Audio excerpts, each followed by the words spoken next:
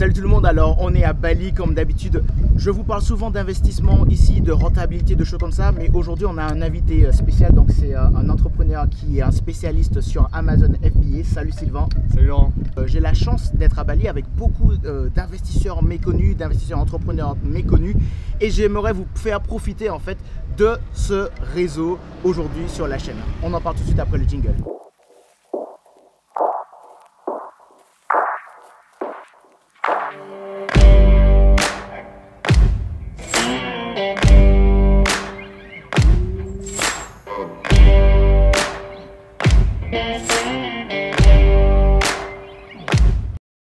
Alors comme d'habitude, on va essayer d'être cash et transparent. Sylvain, est-ce que tu pourrais te présenter de façon courte?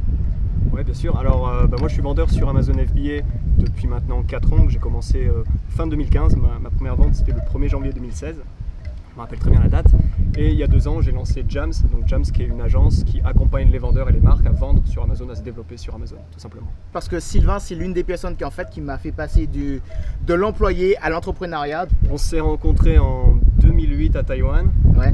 Et le système financier mondial s'est écroulé juste après, donc voilà. il n'a pas donc résisté. Plein de crises aussi, on s'est rencontré en pleine crise de 2008. Donc ça a explosé, mais on a survécu, donc on se connaît depuis maintenant plus de 10 ans. Depuis longtemps, je t'ai invité à rejoindre le club, ouais. Et je suis très content que l'an dernier tu aies sauté le pas, tu aies franchi la ligne et que tu sois devenu entrepreneur. Avant qu'on parle de tous les succès en fait de ce que tu as réalisé, est-ce que tu pourrais aussi rapidement nous dire quel est ton mode de vie, quel est ton parcours pour que les gens sachent en fait globalement d'où tu viens, qu'est-ce que tu fais, et ensuite on va vraiment parler de choses vraiment sérieuses qui est ton business. D'accord.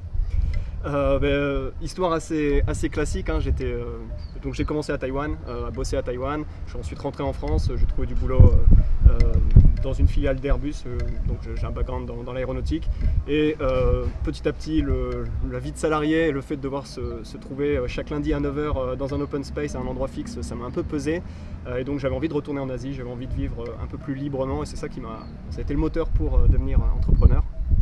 Donc j'ai commencé comme ça à vendre sur Amazon et petit à petit à construire, on va dire, le véhicule de la liberté.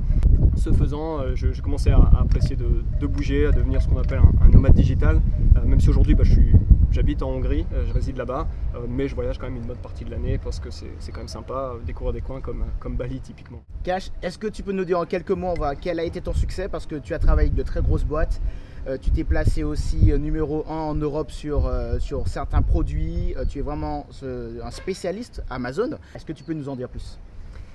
Bien sûr, alors ce qu'il faut comprendre c'est qu'il y a beaucoup de produits sur Amazon, il y a beaucoup de concurrence sur Amazon, mais aussi beaucoup de marques qui typiquement passent pas beaucoup de temps à travailler leur fiche produit Amazon. Donc une des premières choses que j'ai fait, ça a été de lancer un réveil, en l'occurrence sur Amazon, et je me suis retrouvé numéro 1 des ventes dans la catégorie des réveils, juste devant Philips. Wow. Alors que j'étais tout seul, donc à l'époque dans mon appartement à Taipei, j'ai réussi à me placer devant eux, donc avoir le badge numéro 1 des ventes.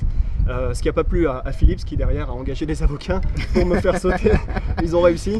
Donc bon, comme quoi parfois Goliath gagne par rapport à David. Ouais. Mais le message c'est qu'en passant du temps et en se focalisant typiquement sur un créneau très précis, on peut faire beaucoup de choses sur Amazon. Oui. Encore faut-il bien comprendre comment la plateforme fonctionne et comment l'exploiter au mieux. Et juste après, il y a eu les fidget spinners. Donc moi, je travaillais toujours dans ce moment-là. Tu me disais, regarde Laurent, les chiffres que je fais, c'est énorme. Est-ce que tu peux nous en dire plus aussi par rapport à ça? Avec plaisir. Alors les hand spinners, ça a été un peu un hasard quelque part, puisque donc j'étais à Taïwan et donc j'ai mon associé à Taïwan qui m'a approché un jour avec ce qui était un hand spinner, mais que j'avais jamais vu avant et que très peu de gens avaient vu avant. On parle du mois de novembre 2016. Donc c'était 5 mois avant vraiment le début des hand spinners devenant grand public. Ouais. Il m'a montré ça en me disant, écoute, il y a quelque chose à faire, etc. Il en vendait déjà aux US, donc on a décidé de faire un test sur le marché européen. Ça a explosé au 15 mars, on ne pensait pas que ça allait exploser de la sorte, mais donc effectivement du coup, ce faisant, ayant été placé très tôt sur le marché, on a pris toute la vague comme il faut, et donc ouais. On s'est retrouvé numéro 1 des ventes dans la catégorie jeux et jouets sur Amazon en Europe. Ouais. C'était assez incroyable. On peut dire quelques chiffres d'ailleurs pour les gens. La toute première journée quand ça a explosé, ça a généré quelque chose comme 15 000 € en l'espace de 4 heures, ce qui n'était jamais vu sur mon compte à l'époque. Et ensuite les journées ça oscillait entre 2 000 et 5 000 € parce qu'il y a rapidement eu quand même beaucoup de compétition, mais c'est vrai qu'on a quand quand même profité d'une longueur d'avance et donc c'était quand même assez sympa de profiter de cette vague quand elle est arrivée, quoi. Exactement. Et ça s'est pas arrêté là, puisque après tu es devenu consultant pour des très grosses boîtes aussi. Est-ce que tu peux aussi en parler? Tu as été orateur aussi au COMEX. Donc voilà. Bien sûr. Alors j'ai lancé Jams, donc l'agence Amazon, en 2017, donc octobre 2017, avec l'idée d'accompagner des marques et des entrepreneurs à vendre sur Amazon, à comprendre la plateforme Amazon et à en tirer pleinement parti. Ouais. Donc je fais du conseil aussi bien pour des grands groupes. Je travaillais avec des marques comme le laboratoire Pierre Fabre, on a bossé avec Nivea, on a bossé aussi avec une très grande marque très connue dont je ne peux pas dire le nom, qui génère dans plusieurs dizaines de millions chaque année sur Amazon. On les a aidés typiquement à améliorer leur visibilité, à développer leur vente sur Amazon. Donc, on travaille comme ça avec des groupes très connus, très gros, mais aussi avec des boîtes plus petites, des PME qui veulent profiter d'Amazon mais qui n'ont pas forcément les compétences en interne, donc ils vont les chercher directement auprès d'experts, de personnes qui ont le nez dans Amazon à longueur de journée. Et puis depuis peu on commence à accompagner des entrepreneurs, des ambitieux qui veulent profiter d'Amazon. Il y a encore énormément d'opportunités et donc on est en train de shifter notre offre pour aussi accompagner des gens qui veulent vraiment se lancer dans le private label, donc le fait de construire sa marque sur Amazon, et donc on est petit à petit en train de développer tout ça. Donc voilà, comme je l'ai dit, je suis ravi de vous faire partager des gens comme Sylvain dans mon réseau, parce qu'il y en a beaucoup qui viennent à Bali. C'est souvent des investisseurs qui sont pas très connus. Et voilà, j'aimerais positionner un peu différemment le visage, tu vois, de ces entrepreneurs. Est-ce que tu peux nous parler des échecs, comment ça s'est passé, un de tes plus gros échecs, on va dire, et puis ensuite comment tu as remonté la pente? Le premier échec, comme je disais, Philips n'a pas apprécié le fait de se faire passer devant. Donc ils ont réussi, avec l'aide d'avocats, à faire sauter mon listing, donc à tout simplement m'interdire de vendre. Je me suis retrouvé avec plusieurs dizaines de milliers de réveils sur les bras et avec plus de canal de vente. Donc ce que j'ai fait à l'époque, en fait, c'est que j'ai lancé le site e-commerce. Ouais. J'ai fait appel à des influenceurs, j'ai mis en place de la pub Google, etc. Et donc en quelques semaines, vu que la période était quand même propice, j'ai réussi à écouler tous ces réveils. Donc pas vraiment un échec ou une erreur, mais du moins une claque avec la volonté de se relever, trouver des solutions rapidement. Est-ce que tu aurais un conseil à donner vraiment aux investisseurs qui seraient dans ton cas ou des futurs investisseurs?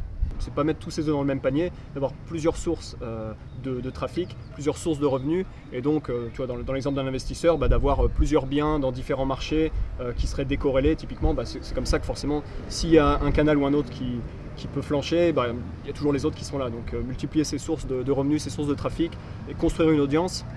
Amazon garde les données du client, donc tu ne construis pas de fichier client. Par contre, sur mon site e-commerce, je collecte des adresses email, je me construis cette audience que je peux derrière recontacter quand il y a des périodes de fêtes ou des promotions, des choses comme ça.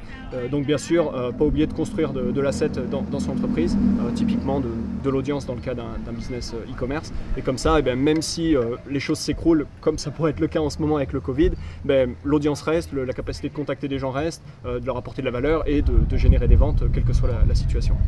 C'est marrant que tu parles de diversification, parce que moi je le dis, de multiplier les sources de revenus, je le dis en permanence. Voilà, il faut investir maintenant, aujourd'hui, alors là où vous êtes, et aussi aller voir ce qui se passe à l'étranger.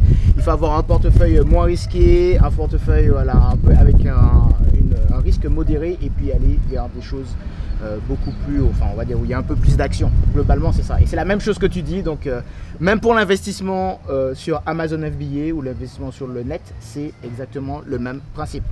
Est-ce que tu aurais un dicton que tu adores et des gens que tu regardes à nous conseiller? Ne te tourmente pas pour les choses à venir, tu les affronteras quand elles arrivent, quoi. Donc c'est-à-dire en gros de pas se faire du souci pour les choses qui pourraient arriver et au contraire gérer ce qui est en face de toi. Au niveau des gens que je suis, j'aime beaucoup Greg Lagrange, l'un des meilleurs copywriters français. Donc le copywriting, l'art de persuader, de vendre par écrit.